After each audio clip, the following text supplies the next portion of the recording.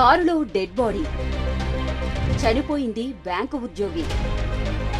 వరంగల్ నగరం నడిబొడ్డున ఓ dead body తీవ్ర కలకలం రేపింది. కారులో కాళ్లు చేతులు కట్టేసిన మృతదేహాన్ని చూసి స్థానికులంతా ఒక్కసారిగా షాక్కు గురయ్యారు.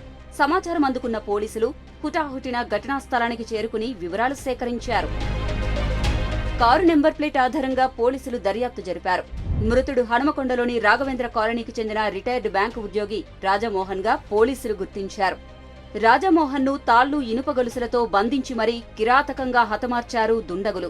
ఆయన కారులోనే మృతదేహాన్ని పెట్టి పారిపోయారు.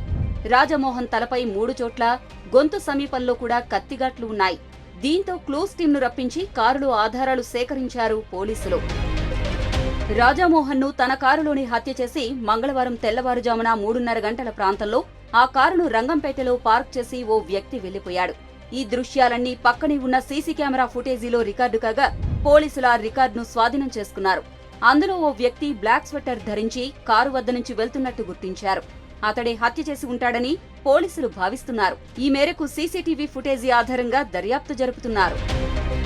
రాజమోహన్ ను చిత్రహింసలు పెట్టి హత్య చేసినట్లు తెలుస్తోంది. అయితే ఎక్కడో చంపి ఇక్కడ కారులో వదిలేశారా, లేక ఆయన కారులోనే అతన్ని హత్య చేశారా అన్న కోణంలో పోలీసులు విచారిస్తున్నారు.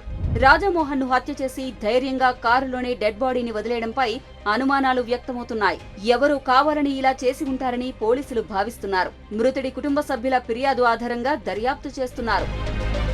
హత్య జరిగిన తీరును బట్టి ఎవరో సుపారీ ఇచ్చి మర్డర్ చేయించి ఉంటారని పోలీసులు అనుమానిస్తున్నారు. రాజమోహన్ చివరగా ఎవరెవరిని కలిశారనే కోణంలో పోలీసులు విచారణ సాగుతోంది.